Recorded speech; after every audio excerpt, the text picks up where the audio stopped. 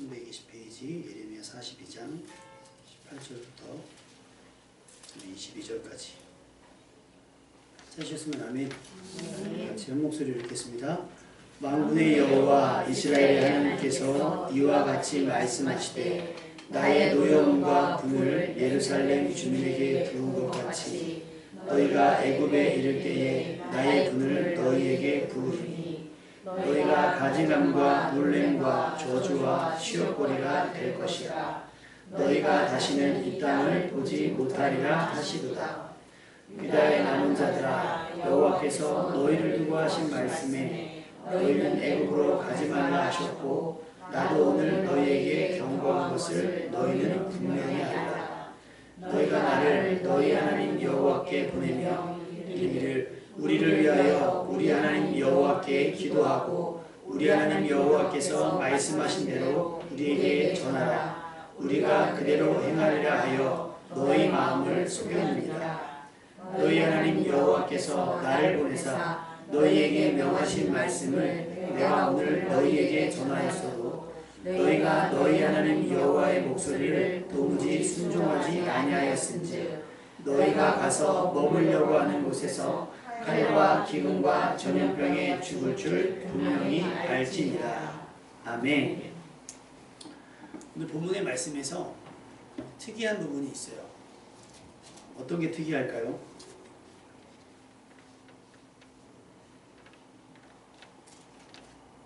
저만 특이하게 봤나봐요.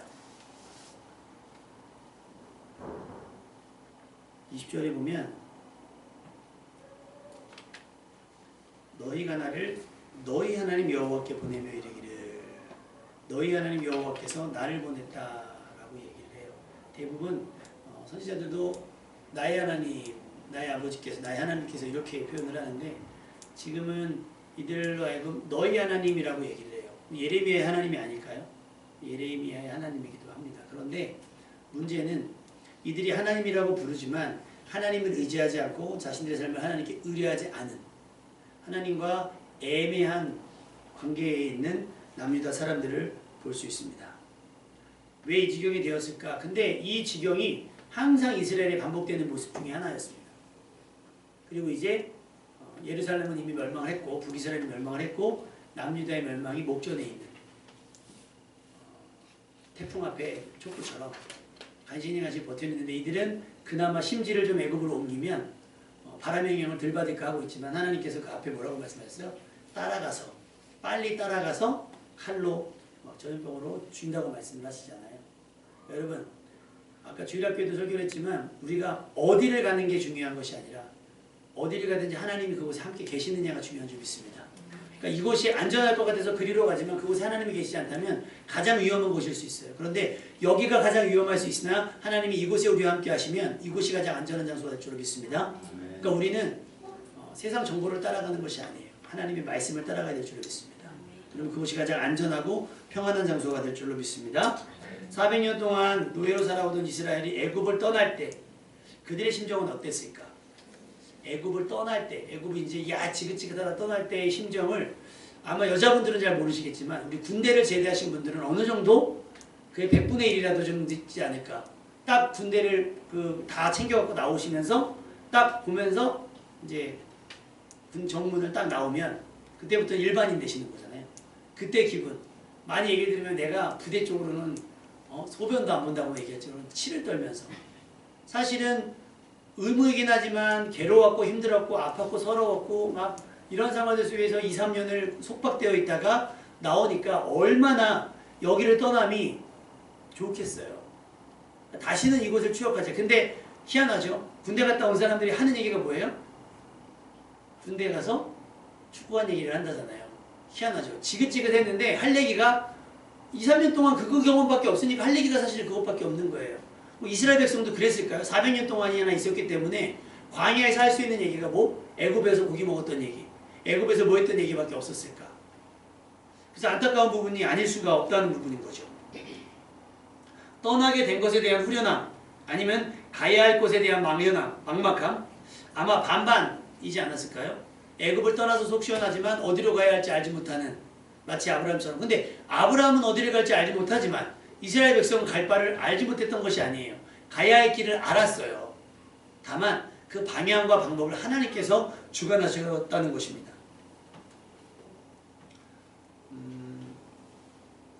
학교를 졸업하는 졸업생들의 마음 또 아마 이러지 않았을까요? 야 지긋지긋해. 우리 이제 3학년 고3에 있는데 1년 남았잖아. 1년이 채 안 남았는데 딱 떠났을 때 우리 언니들의 느낌을 한번 이따 물어봐봐요.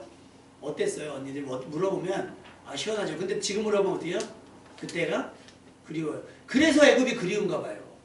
그래서 지금이 만만치 않으니까 그때는 그때가 제일 힘든 것 같았는데 지금 보니까 야 차라리 그때가 나은데라고 생각하는 거예요. 근데 정말 그때가 나을까요? 우리 큰언니 그때 가면 그때로 돌아가면 그때보다 더 공부 열심히 할 수 자신 있어요? 그죠? 상황이 변한다고 해서 우리가 달라지지 않아요. 우리가 변해야 상황이 달라지는 줄로 믿습니다. 그래서 기도는 상황을 바꾸는 게 아니라 뭐라고요? 상황에 대한 나의 태도를 바꾸는 거예요. 이건 저만 주장하는 얘기인지 모르겠습니다. 우리는 기도하면 나는 가만히 있고 주변 사람들이 바꾸기를 원하고 나를 압박하는 어떤 상황들이 바뀌기를 원하지만 기도는 그 상황 속에 내가 어떻게 그 상황을 맞이할까를 바꾸는 작업인 거예요. 그래서 기도가 힘든 겁니다. 왜? 바뀌지 않으니까 주변 사람들은. 내가 달라지는 거예요.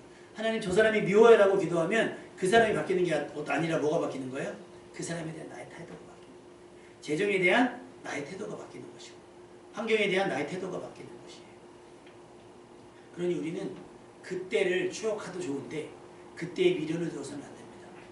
그리고 사실적으로 우리가 항상 뭐 연예인들 물어보잖아요. 다시 태어나도 뭐 지금의 부인님과 같이 살겠습니까? 라고 물어봐요. 물론 어떤 의미에서는 알겠지만 우리는 다시 태어나는 게 없습니다. 아멘?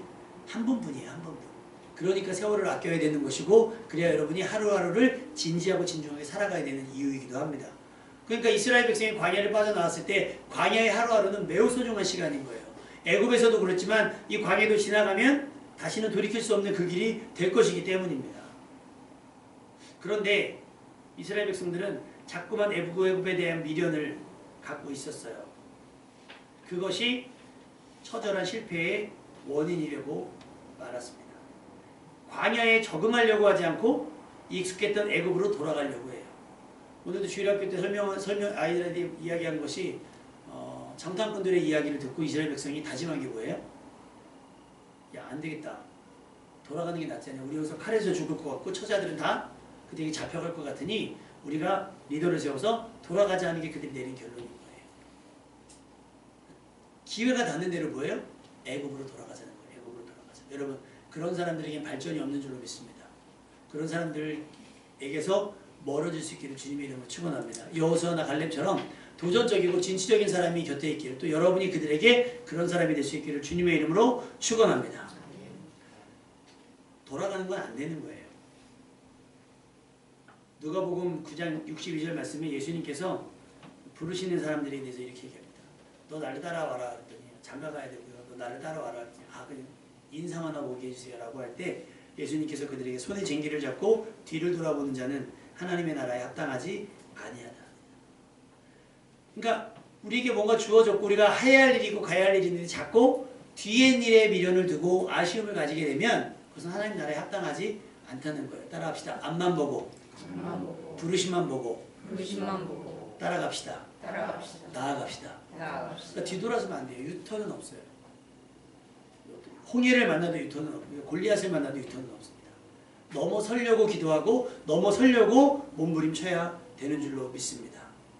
이스라엘은 자신들이 울부짖으며 했던 기도에 하나님께서 하시는 응답도 자신들의 입맛에 맞추려는 불순한 태도를 가지고 있었습니다. 그 결과 애굽을 빠져나온 이들 가운데 약속의 땅에 들어간 사람이 겨우 2사람밖에 없었어요. 민수기 26장 65절 이는 여호와께서 그들에게 대하여 말씀하시기를 그들이 반드시 광야에서 죽으리라 하였습니다. 이러므로 여분네의 아들 갈렙과 눈의 아들 여호수아 외에는 한 사람도 남지 아니하였더라. 성경 말씀 가운데 가장 무서운 말씀이 뭘까 찾아봤어요. 뭘까요? 여러분 하나님의 말씀은 그대로 이루어지죠. 아멘입니까? 그런데 이루어지는 말씀에 하나님께서 붙이시는 구사가 하나 있어요. 반드시. 이 얘기 뭐예요? 이루어질 말씀인데 틀림없이 이루어질 거라는 거예요. 반드시. 이 단어는 하나님의 말씀에 대한 자신의 태도를 밝히는 거예요. 하나님께서 스스로 이 말씀의 중요성에 대해서 이야기를 하고 계시는 거죠. 특히 반드시라는 말은 꼭 잊지 않고라는 뜻도 포함되어 있거든요. 하나님께서 반드시라는 말을 사용하셨을 때는 틀림없이 일어날 일이라는 거예요. 출애굽의 과정은 하나님의 크고 놀라운 일이었음에도 불구하고 감격과 감사 없지 않았지만 불평과 원망이 적지 않았어요. 하나님께서 행하신 일들에 대한 이스라엘 백성들의 반응은 일시적이었고 그때뿐이었습니다. 그 경험을 확대하지 못했고 확장시키지 못했어요. 10가지 재앙이라고 하는 경험, 그 다음에 구별되어서 애굽 땅에는 재앙이 임하는데 자기네 고센 땅에는 아무것도 미치지 않았다라고 하는 구별됨의 경험을 이들은 광야에서 확장시키지 못했어요. 그것을 자기의 것으로 만들지 못했다라고 하는 거예요. 그런 그들은 일어날 일들에 대한 기대로 현실을 뛰어넘지 못하고 항상 현실의 벽에 부딪히며 징징거리는 철없는 어린 아이 같은 모습이었다라고 하는 거예요. 지금 제가 지금 어깨가 좀 아파서 움직임이 들어가니까 다현이가 막 집에 있으면 한 번도 그런 적이 없는데 다현아 라면 좀 끓여줘 그러면 라면도 잘 끓여줘요. 라면도 끓여주고 막 해줘요. 옛날에는 어땠냐면 딱 아빠 뭐 먹고 싶어요 그럼 차려주고 아빠 숟가락은요 숟가락 갖다 주고 이래야 되는 거예요. 근데 이제 좀 철이 드니까 어떻게 아빠 아프니까 자기가 할 줄 아는 거예요. 그래서 우리가 뭐라 그래요? 아이고 많이 혼내라고 얘기를 해요. 근데 아직도 떠먹여줘야 되고 차려줘야 되고 뭐 챙겨줘야 되고 다 해주면 이 뭐예요? 아직도 네가 애냐? 언제 크냐? 라는 말을 합니다. 이스라엘 백성들 고린도전서 13장 11절 내가 어렸을 때에는 말하는 것이 어린아이와 같고 깨닫는 것이 어린아이와 같고 생각하는 것이 어린아이와 같다가 장성한 사람이 되어서는 어린아이의 일을 버렸노라. 우리가 신앙생활이 1년, 2년, 3년, 4년 지나가고 내가 직분이 생기고 하나님의 은혜를 경험하고 하나님의 말씀을 경험하며 살아가는 동안 그 세월 동안 여러분의 믿음은 성장했어야 되는 줄로 믿습니다. 또 여러분의 믿음은 성숙했어야 되는 줄로 믿습니다.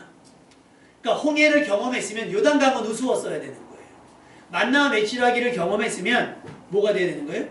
일용할 양식에 대한 근심과 걱정은 해서는 안 되는 거였어요. 홍해를 마르게 하셨다고 한다면 마른 땅이 샘나게 하실 수도 있다라고 하나님을 확장해서 확대해서 믿을 수 있어야 되는 것입니다. 아멘? 이것이 어른들의 믿음인 거예요. 어른들의 믿음. 근데 아이들은 어때요? 당장 내 앞에 없으면 어때요? 불안하고 초조하고 염려하고 불안하고 다 누구 때문에? 엄마 때문에 아빠 때문에 다 누구 때문이라고 그 엄마 이스라엘 백성이 딱 어린아이와 같은 거예요. 전혀 성장하지 못했어요. 광야라고 하는 엄청난 일을 통해 그래서 광야를 학교라고 하시는 분들도 있어요. 그런데 다 낙지입니다. 낙지. 그들에게 불안한 겁니다. 성숙하지도 못했어요. 그냥 철없는 어린아이의 생각, 말, 태도에 머물고 말았죠. 그들의 이런 어린아이 같은 태도를 버리지 못한 결과가 뭐예요? 반드시 광야에서 죽으리라. 오늘 말씀의 결론인 거예요. 너희가 또 그러지? 또 너네 나에게 물었지만 내가 대답한 대로 갈 거 아니잖아. 니네 결국은 애굽으로 갈 거잖아. 그럼 너희들 반드시 죽을 거야. 반드시가 들어갔어요. 선악을 알게 하는 나무를 먹는 날에는 어떻게요? 반드시 정령 죽으리라 하셨어요.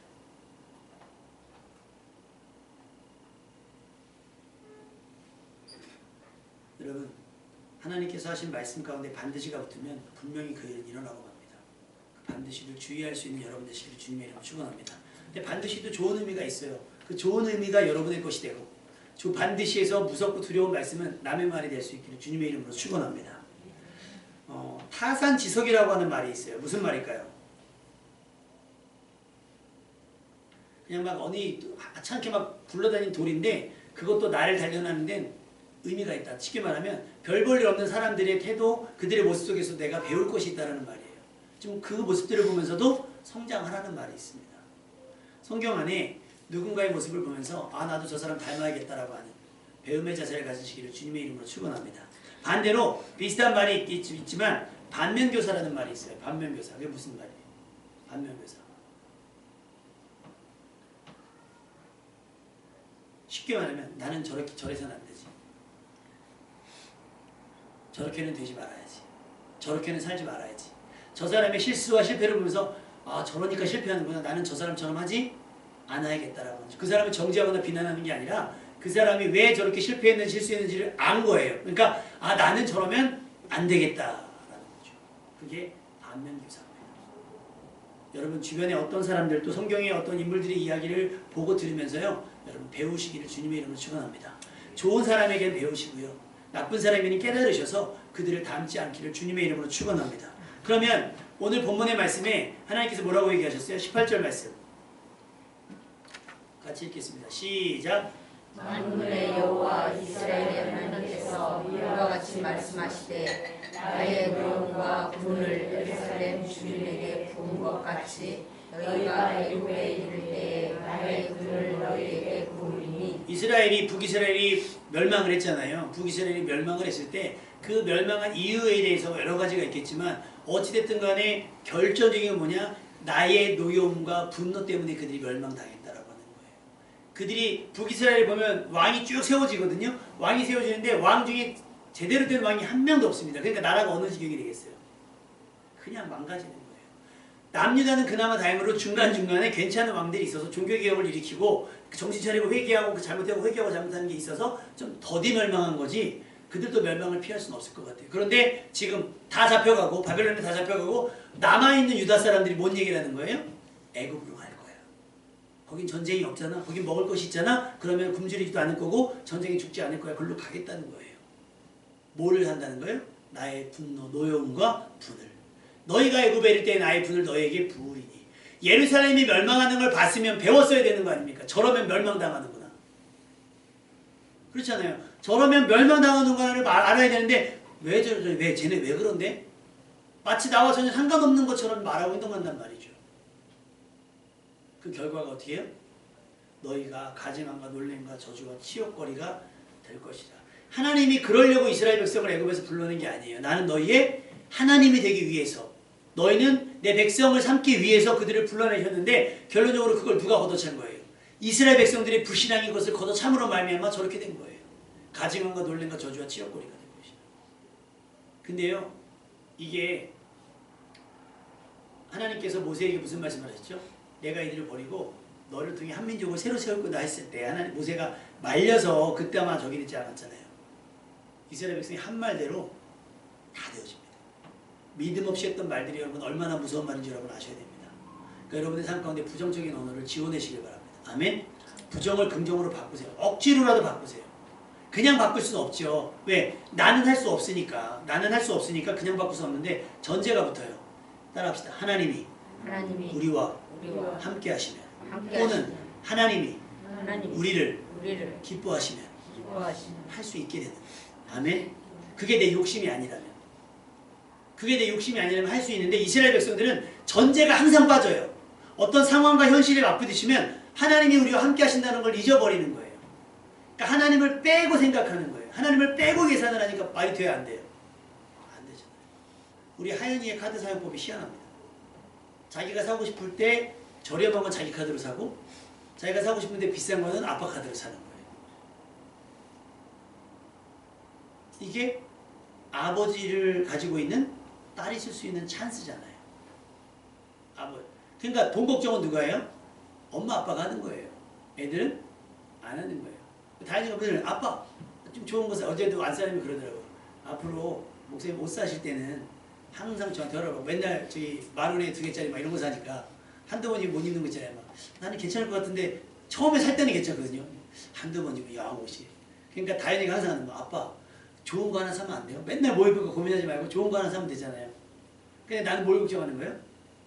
돈 걱정을 하는 거죠. 애들은 그렇게 입히겠지만 나는 그렇게 입는 게 사치인 것 같다라는 생각을 해요. 근데 아이들은 돈 걱정 안 해요. 내가 이거 입으면 우리 아빠는 10,000원짜리 입겠지 이런 생각 안 해요. 아이들은 그냥 입는 거예요. 그러라고 아이인 거잖아요. 아직은. 근데 막 20살 되고 30살 됐는데도 아빠 엄마가 어떻게 되든지 말든지 간에 내가 막 한다? 이거는 철이 없는 거죠. 그때는 어린아이를 버리지만 지금은 어린아이와 같은 게 제일 좋은 거예요. 뭔 일 있으면 어떻게 해요? 아빠 찾고 엄마 찾는 게 맞아요. 그럼 우리 누굴 찾아야 돼요? 아빠, 아버지를 부르시면 돼요. 그러면 의외로 답은 쉬운데 지금 남유다 사람들이 하나님 앞에 오지 않은 건 아니에요. 왔어요. 다 모였습니다. 퍼포먼스죠. 다 모여서 예배하고 기도합니다. 그리고 예레미야에게 부탁하잖아요. 가서 우리에 대한 말씀을 좀 받아갖고 오십시오. 우리가 어떤 말씀을 하든지 간에 들을게요. 라고 말하지만 예레미야가 그들의 꿍꿍이를 간파합니다. 뭐라고 얘기해요? 다음 말씀 볼까요? 20절 말씀. 시작. 너희가 나를 너희 하나님 여호와께 보내며 이르기를 우리를 위하여 우리 하나님 여호와께 기도하고 우리 하나님 여호와께서 말씀하신 대로 우리에게 전하라. 우리가 그대로 행하리라 하여 너희 마음을 숙였느니라. 기도 자체가 뭐였다는 거예요? 거짓이었다는 거예요. 하나님이 어떤 말씀을 하든지 들을 그 마음이 없었던 거예요. 그러니까 뭐였으면 좋겠다는 거예요. 하나님이 애굽을 말씀해 주시면 좋겠다. 지난주에 제가 자판기 말씀을 드렸던 것 같아요. 2주 전에. 자판기 말씀 뭐였죠?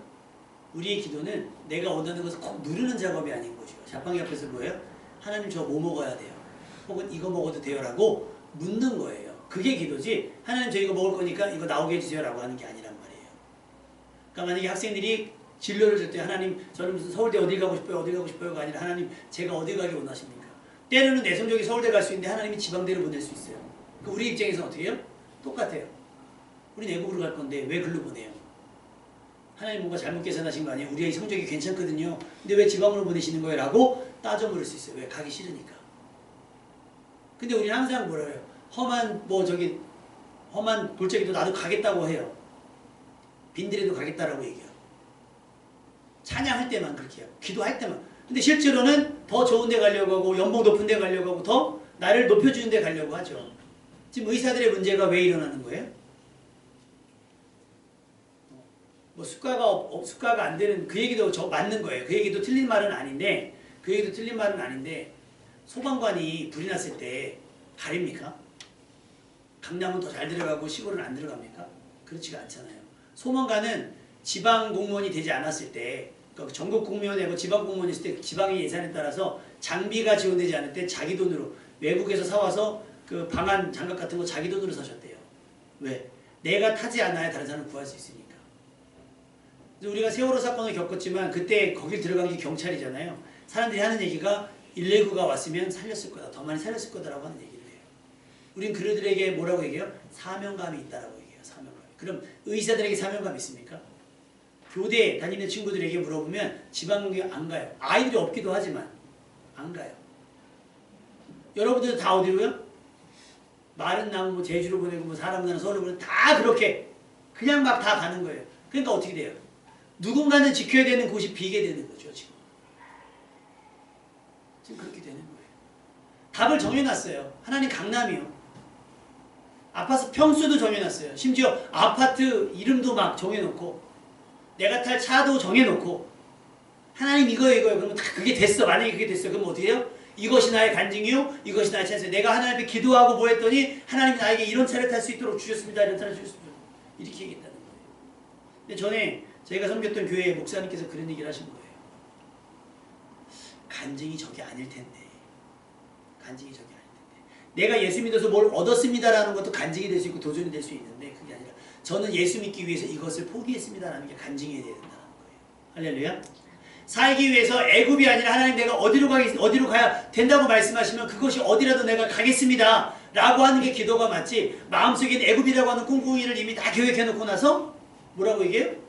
말씀하신 대로 그대로 행할 것입니다 라고 뻔뻔한 거짓말을 했다는 거예요. 알고 있는 거예요. 너희 하나님 여호와께서 나를 보내서 너희에게 명하신 말씀을 내가 오늘 너희에게 전하였어도 너희가 너희 하나님 여호와의 목소리를 도무지 순종하지 아니하였은즉 너희 하나님이라는 거예요. 너희 하나님. 너희를 살릴 수도 있고 그렇지 않을 수도 있는 너희 하나님께서 말씀을 해주셨음에도 불구하고 너희는 뭐 했다는 거예요? 목소리를 도무지. 참 표현도 예레미야가 굉장히 여호와의 목소리를 순종하지 아니한 게 아니라 도무지라는 말을 언제 씁니까? 도무지라는 말. 당체 그냥 이런 말을 써요. 도무지. 너희가 가서 머물려고 하는 곳에서 칼과 기근과 전염병에 죽을 줄 어떻게 알아라? 분명이라는 말 또 씁니다. 분명히. 우리가 분명이라는 표현은 어떻게 쓰죠? 너 그렇게 하면 밥 없어? 분명히 말했다. 분명히 말했어. 라고 얘기하잖아요. 그 다음 말이 뭐예요? 다른 말이 없어. 그 얘기하잖아요. 나 분명히 약속했다. 분명히 말했다. 이거 안 하면 국물도 없어. 다른 말 없어. 다른 말하기 없어. 근데 듣지 않는 거예요. 분명히 알으라고 얘기했잖아요. 분명히 알면 고민이라도 좀 한번 해보는 척 하든가. 다시 회의를 해야 되잖아요. 잠깐만 우리가 잘못된 것 같아. 애굽이 괜찮을 것 같은데 하나님 애굽 안 된다 그러는데 왜 그러시지? 잘 모르겠지만 우리가 어떻게 해야 되지? 애굽으로 그냥 가는 게 나을까? 아니면 하지 말까? 그러니까 믿음의 사람들은 이런 고민조차가 없잖아요. 사잡을 들어가요. 아브라함 갈 바 알지 못하지만 떠나가요. 일단 떠나갑니다. 아브라함에게 이삭을 데리라고 할 때 어떻게 했죠? 고민하지 고 이튿날 일찍 이삭을 데리고 갑니다. 믿음의 사람들은 하나님의 말씀이면 꼭 죽는 거예요. 하나님의 말씀은 즉시예요. 그래서 예수님께서 제자들을 불렀을 때 어떻게 해요? 배를 버려 두고 쫓아오는 사람들이 제자가 되는 거예요. 고민하거나 계산하거나 뭐 하고요. 이것 좀 하고요. 뭐 인사하고 올게요. 뭐 정리 좀 하고 올게요. 마무리 좀 하고 올게요가 아니라 손에 쟁기를 잡고 뒤를 돌아보는 건 합당하지 않으니 부르는 즉시 이제부터 세상과 나는 간곳없고 구속한 주만 바라보는 것이 진짜 믿음의 사람이라고 얘기하는 거예요. 그런데 지금 이곳에 모인 남유다 사람들은 뭐예요? 포로로 잡혀간 사람들보다 믿음이 더 없어요. 너무 하나님을 빼고 살 길을 구했다는 거예요. 너무 하나님을 빼고. 여러분 하나님을 빼면 답이 있을 거예요? 없을까요? 없어요. 이제 이런 철없는 어린아이 같은 모습을 버릴 수 있는 여러분 되시기를 주님의 이름으로 축원합니다. 하나님의 노여움과 분을 예루살렘에 부은 것 같이 반면교사 삼으셔야 돼요. 쟤네가 저렇게 막 있구나. 다니엘은 저래서 살았고 그 친구들도 그렇게 살았고 이렇게 이런 일로 이렇게 하면 사네? 반면교사 삼으셔서 여러분의 믿음을 키울 수 있는 기회로 삼으셔야 되는 거예요. 하나님께서 남유다의 꿍꿍이를 간파하셨고요. 겉으로는 기도하며 하나님의 말씀을 구하는 것 같지만 속으로는 이미 자신들의 행할 일 정한 다음이었습니다. 진짜 기도를 하십시오. 답을 정해놓고 하는 기도가 아니라 그건 주문이잖아요. 그건 주문이잖아요. 우리의 기도는 정한 메뉴를 말하는 것이 아니라 무엇을 먹어야 할지를 묻는 것이 되어야 될 줄로 믿습니다. 아까 말씀드린 것처럼 기도는 그런 거예요. 하나님 어디로 가야 할까요? 하나님 마음은 여기인데 어디로 가야 될까요? 그런데 남유다의 마음에는 마치 광야에서 애굽으로 돌아가자고 외치는 이들처럼 애굽으로 기울어져 있는 상황입니다. 그리고 하나님께서는 예레미야를 통해 이런 결정이 얼마나 무모하고 위험한지를 경고하십니다. 예루살렘이 그러다가 멸망당했던 것을 상기시키고 있어요. 예루살렘이 망한 것은 상대의 강함 때문이 아니라 하나님의 노여움과 분노 때문이었습니다. 그리고 지금 하나님의 노여움과 분이 누구에게를 향하여? 남유다를 향하고 있음을 경고하는 거예요. 피할 수 있어요? 없어요? 없어요. 아까 우리 찬양 가운데 그 얘기했죠. 이 찬양은 그래도 좋은 의미의 찬양인데 내가 어디를 가든지 항상 나와 함께 하시는 거예요. 그러니까 여호와를 피해서 하나님의 눈을 피해서 숨을 수 있는 데가 없고요. 피할 수 있는 곳이 없어요. 군인의 뒤에 숨어도 안 되고 부자의 뒤에 숨어도 안 됩니다. 숨을 수 없어요. 하나님이 끄집어내신 거예요. 애굽은 답이 아니었고 오답이었잖아요. 애굽을 선택하는 것은 돌이킬 수 없는 실수가 되며 되돌릴 수 없는 실패가 되고 말 것이에요. 심지어는 가증함과 놀람과 저주와 치욕거리가 될 것이고 다시는 이 땅을 보지 못할 것이다. 근데 만약에 너희가 이 땅에 눌러앉아 살면 어떻게 된다 했어요? 본향으로 돌아갈 수 있게 된다는 거예요. 떠나갔다. 포로로 잡혀간 이들까지도 다 본향으로 돌아올 수 있도록 회복의 약속이 있음에도 불구하고 이들은 어떻게 해요? 당장 여기는 아닌 것 같아. 여기 뭐가 있어? 여기는 아니야. 옮겨가는 거죠. 예전에 가르치던 학생 하나가 교회 분위기가 자기랑 맞지 않고 아이들이 자기를 이렇게 좀 따돌리는 것 같아서 교회를 옮기겠다는 얘기를 해요. 그래서 그 얘기하는 학생들이 그런 얘기를 하는 이유는 뭐냐면 나 외로워요. 나 여기서 심심해요. 나를 좀 알아줘요. 나를 놀아줘요. 라고 얘기를 한 것이었거든요. 제가 그랬어요. 그럼 가라 그랬어요. 그랬더니 가라 그랬다고 또 막 울어요. 내가 가라는 게 본인이 간다 그래서. 근데 제가 그 얘기를 했죠. 나무가 숲이 싫다고 숲을 떠나면 한두 번은 괜찮지. 그럼 거기 가면 환영해주고 거기 가면 다 받아줘줘요? 어디 가나 불편함은 있잖아요. 그 불편함을 이겨내야죠. 그래서 나무가 숲을 떠나면 어떻게 됩니까? 죽어요. 이런 것들도 옮겨 심으면 잘하면 살지만 까딱하면 죽어요. 저희가 어항에 물고기를 잘 키웠거든요. 숲풀도 엄청 해갖고 막 그거 사진 찍어서 올렸더니 막 엄청 많은 사람들이 우리 걸 예쁘다고 다 사갔어요. 그러던 어느 날 풀이 너무 자라니까 저희 안사람이 아주 극단적인 조치를 했어요. 자르면 도로 자라니까 뽑아버려야겠다. 그래서 수초를 다 뽑았어요. 그 다음날부터 물고기들이 떠오르기 시작했습니다. 이렇게. 폭탄 맞은 거예요. 그래서 부목사님한테 연락을 했어요. 물고기가 막 죽기 시작했어요. 했더니 혹시 땅이 뒤집어졌나요? 그때 다인이가 일렀어요. 엄마가 다 뿌리를 뽑았다. 그러면 이게 물고기 똥 같은 게 막 있잖아요. 그게 이렇게 쌓아둬서 있었는데 얘가 들치면서 물 수준이 바뀌니까 어떻게 돼요? 지금도 계속 꾸준히 죽어가고 있어요. 그럼 권사님네 많아요. 권사님네 가서 또 보충하면 또 떠오르고 또 떠오르면 걷어대고 또 이렇게 하고 그러고 있어요. 이게 그런 거예요. 우리 생각에는 모르니까 이렇게 되면 되겠다라고 생각하지만 그렇지 않은 경우가 굉장히 많이 있습니다. 먼저 부목쌤이 이 부분에서는 준전문가니까 닭도 키우시잖아요. 닭도 키우고 고기도 키우니까 여러분 궁금하신 거 있으면 질문하세요. 강연고 꽝 칩니다. 아주 딱 부목사님 스타일은 저는 일단 키워보고서 보는 스타일. 부목사님은 쫙 연구해서 FM대로 쫙 장비가 다 있어요. 똥도 말이죠. 스포이드로 보자. 만약 우리가 하면 어떻게 해요? 물어보고 했으면 이런 불상사가 일어나지 않았겠죠. 그러니까 우리가 하나님 앞에 삶이 이래야 돼요. 물어보고 뭐 부목사님 나는 나였지. 그럼 물고기가 다 죽는 것처럼 하나님 나는 나지. 그러면 내가 다 죽어요. 진노가 따라와서. 그래서 여러분 그들의 실패에서 배워야 됩니다. 예루살렘의 실패에서 배우고 또 누군가의 성공을 통해서 배워야 돼요. 어떻게 하면 사는지 어떻게 하면 망하는지. 자, 유다를 통해서 뭘 배우셔야 되겠어요? 유다를 통해서.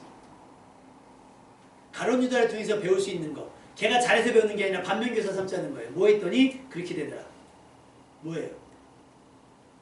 그 베드로를 통해서 배울 수 있는 건 뭐 있어요? 베드로를 통해서. 저는 베드로와 유다는 똑같다고 봐요. 근데 한 가지가 틀렸어요. 뭐가 틀렸어요? 베드로는 회개했고 유다는 죽어버렸잖아요. 유다가 회개했으면 제가 봤을 때는 살 수도 있지 않았을까. 우리는 용서하실 거니까.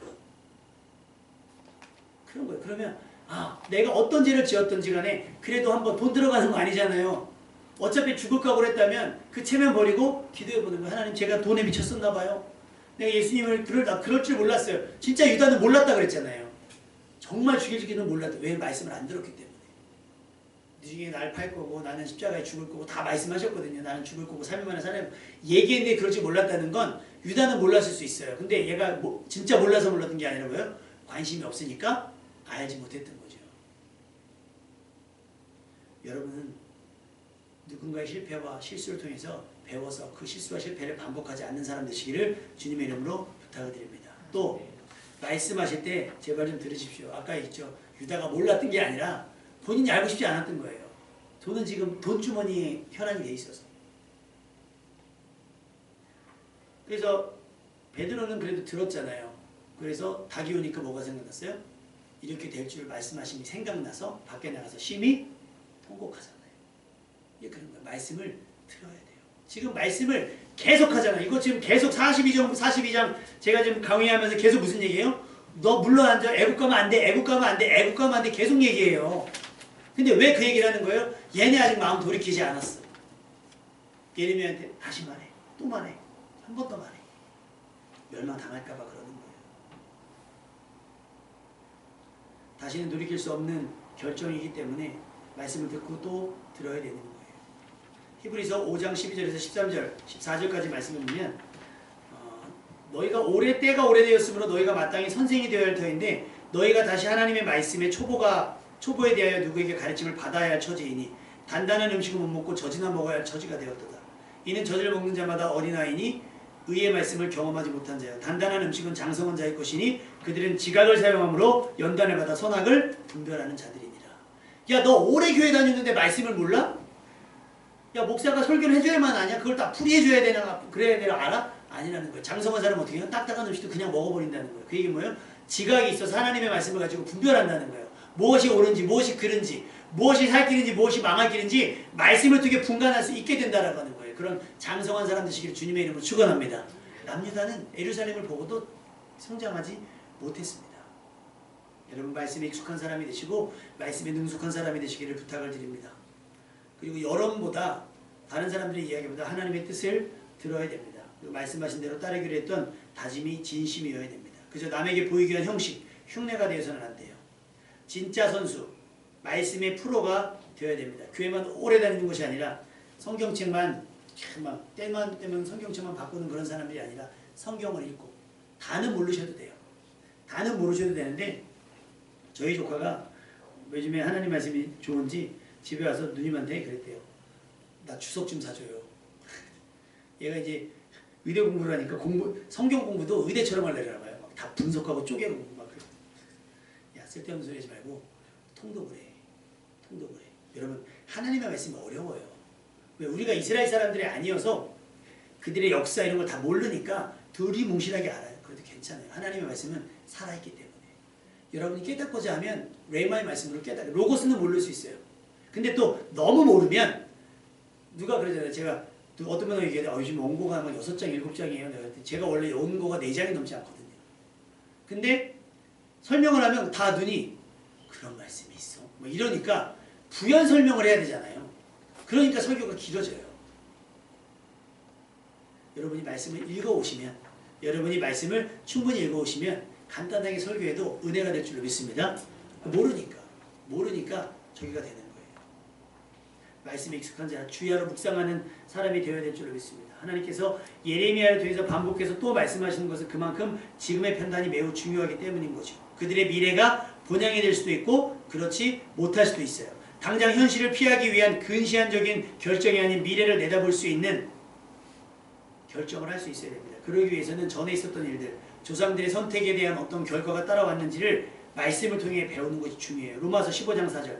무엇이든지 전에 기록한 바는 우리의 교훈을 위하여 기록되는 것이니 우리로 하여금 인내로 또는 성경의 위로로 소망을 가지게 함이니라. 할렐루야. 성경의 이야기가 쓰여진 것은 그 말씀을 통해서 배워서 익혀서 그 실수를 반복하지 않아서 살아남기를 구원 얻기를 바라신 하나님의 마음인 거예요. 성경의 위로를 통해 소망을 갖게 하시기 위해서 말씀을 기록해 놨으니 여러분 말씀을 읽을 때마다 소망이 생겨날 줄로 믿습니다.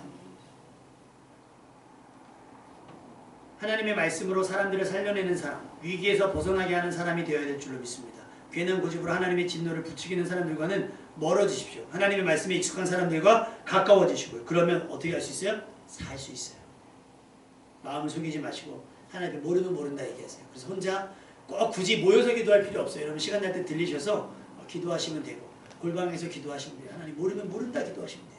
어려우면 어렵다 기도하시고 목사님 설교하셨는데 뭔 얘기인지 한 개도 모르겠어요. 하나님 깨닫게 해주세요. 하나님은 살아있는 말씀을 여러분의 마음을 울리실 거예요. 그러면 탁 깨닫게 하시는 부분이 있을 겁니다.